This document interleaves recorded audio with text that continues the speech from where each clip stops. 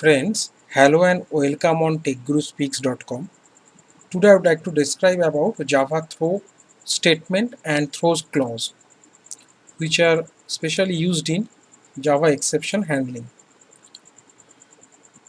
So we'll discuss here about the uses of the keywords throw and throws with respect to exception handling.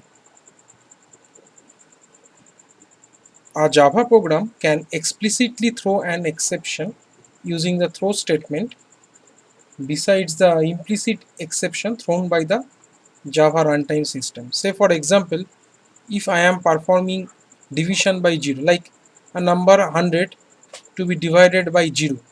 So this kind of integer division is considered to be an illegal operation, and as a result arithmetic exception will be thrown, which will be basically created implicitly by the JVM.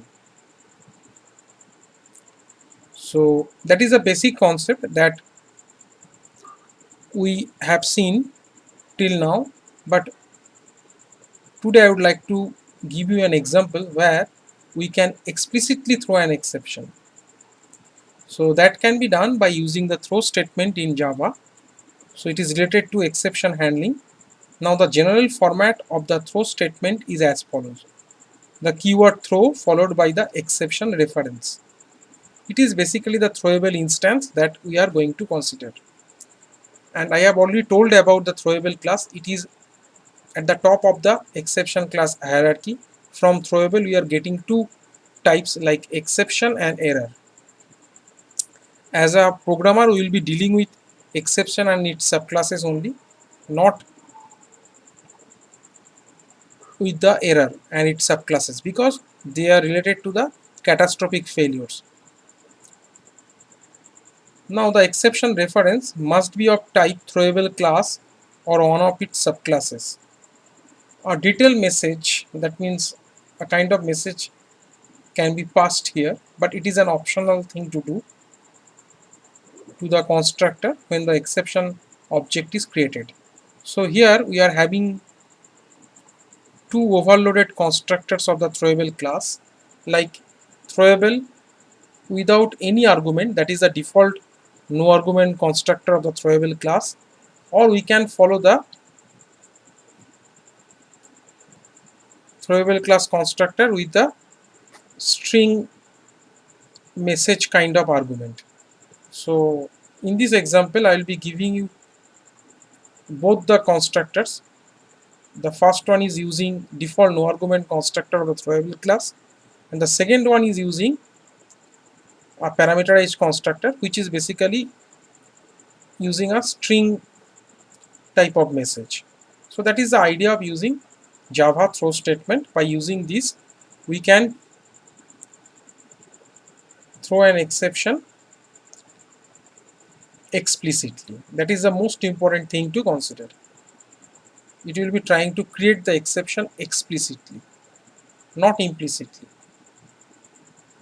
Next comes the Java throws clause. If a method in Java generates exception that it cannot handle, I have told it before, like whenever an exception is being generated within a method, the method can do two things. If it is having the try catch block, it can handle it, or if it doesn't have the try catch, it must declare about it, provided it is a checked exception, because it will be strictly checked by the compiler. But if it is an unchecked exception, there is no need to write the throws clause for the unchecked exception. However, if you are having checked exception to be generated, it is the duty of the method to declare it so that the caller, that means the immediate callers of the method, can guard themselves against those exceptions. Now in order to solve this problem, the method must include throws clause in the declaration part. So that is a second approach being taken. So instead of dealing with it, that means instead of handling it directly by using try catch block combination, you can declare about it. So this is the general format of a method declaration using the throws clause. Like first comes the return type. then comes the method name along with the parameter list, then comes the throws clause. So the throws clause is basically written as the first line of the method definition, and it may include multiple exceptions. So that is the difference. Here is a difference between throw and throws clause. Like throw is basically used to create exception explicitly, and at a time you can create only one exception. But with respect to throws clause, whenever you are going to define a method, you may declare about it provided if it is a checked exception and it doesn't have try catch block, and it may include multiple exceptions. Remember that it is basically the part of the method signature, but the throw statement is basically a part of the method body. So these are the striking differences between throw and throws. Now each of the main exceptions mentioned here can be a checked or unchecked or sometimes even a custom exception. So this is necessary for all the exceptions except those of type runtime exception or error, though as a programmer we don't have to deal with error and its subclasses. So basically we might be thinking of runtime exception and its subclasses, but for runtime exception and its subclasses you don't have to declare about it by using the throws clause. Basically it is mandatory for the checked exceptions only. So if we are not doing it for the checked exceptions, a compile time error will occur. So in order to avoid this scenario, we must use throws clause if there is a chance that the checked exception might be arising, so and it doesn't have the try catch block, so you must declare about it to the immediate caller of the method. So that is the idea of using throws clause. So now I will be writing better demonstrating codes for make you understand about the concept of Java throw statement and throws clause. So basically by using throws clause we are going to declare about a checked exception and it doesn't have the try catch block, so the method must declare about it by you introducing the throws clause, and it may include multiple exceptions. So now I will be considering the program. Say for example I am having a program like say except05.java. So it is having two methods like method 1 and method 2. So here I am trying to demonstrate the throw statement. Like in method 1 I have tried to create an instance of the arithmetic exception class, but it doesn't use any message here. So it is basically using the default no argument constructor of the throwable class. In the second method I have tried to create an object of the null pointer exception but using a string message. So it is basically using the parameterized version of the throwable class constructor but with a string message. So we have used here two overloaded versions of the throwable class constructor in method 1 and method 2 respectively.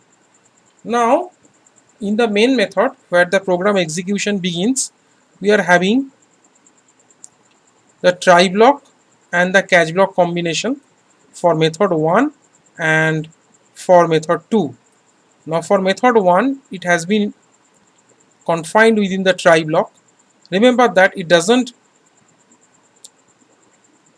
I mean to say the method 1 or method 2, though they are creating the exceptions explicitly, both the exceptions are created exception like explicitly, but there is no requirement of including the throws clause here because both of these are unchecked exceptions because they are the subclasses of the runtime exception.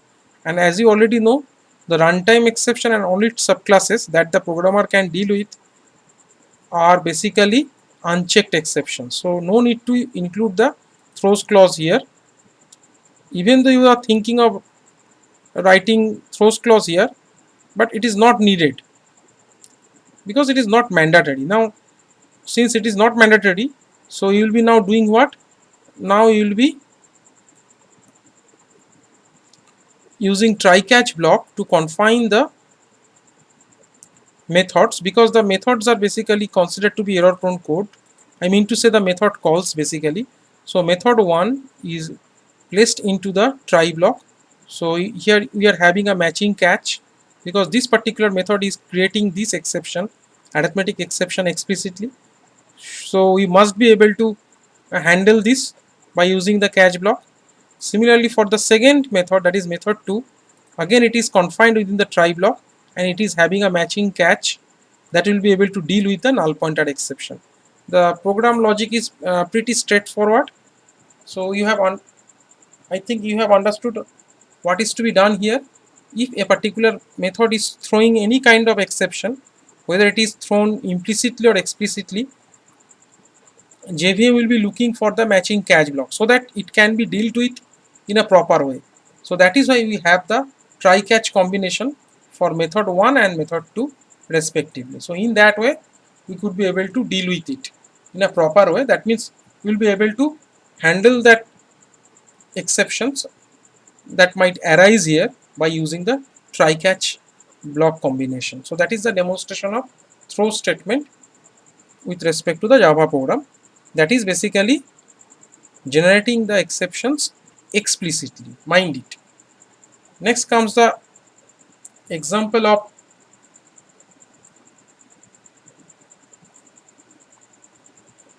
except 06.java. So it is basically trying to demonstrate the use of throws clause. So here we are having a particular method to be called here, and this method is basically declaring about three types of exceptions, IO exceptions. So it is basically imported here because it is coming from java.io, interrupted exception and class not found exceptions. Basically all these are checked exceptions. So interrupted exceptions and class not found exceptions, they are basically coming from java.lang package, so you don't have to import them. But the IO exception is coming from java.io package that is related to input output operations, so you must import this statement in order to access this particular exception.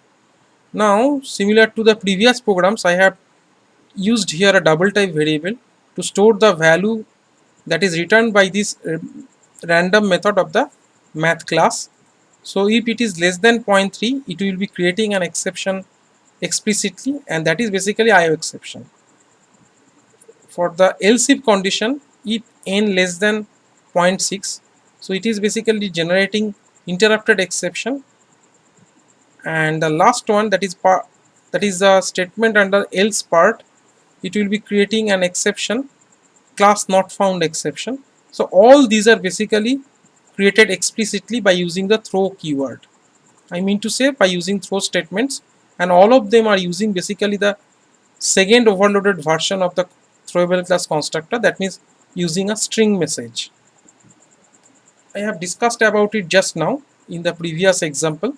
So in that way, at any point of time, there might be the possibility of generating any one of the exceptions listed here. So just trying to run it. So here this particular exception has been generated. So that means what? That means the code inside the else part has been executed. So it will be based on the value of n.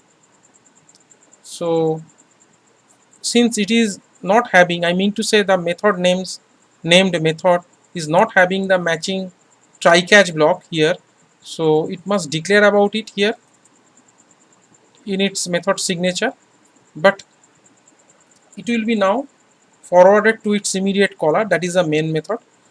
But in the main method we must have the matching try catch, so that is included here.